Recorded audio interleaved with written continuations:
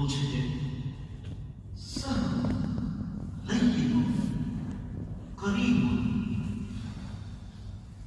যারা মেজাজে নয়, স্বভাবে মেজাজে নরম, স্বভাবে কমল, মিশু এবং ভালো আচরণের অধিকারী।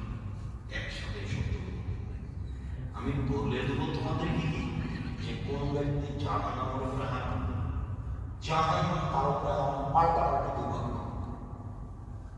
বুঝা যায় মানে ও জাহান্নামে যাবে, জাহান্নামের কাছে আসবেই। ও কে? হ্যাঁ বলেন কে? বলে যাবে নরম স্বভাব, যার আচরণ আছে, যে মানুষের সাথে মিশে মানুষের ভালো বোঝার চেষ্টা করে, মানুষকে এড়িয়ে চলে সবসময়, মানুষকে মূল্যায়ন করে, কত অহংকার, কত অহংকার।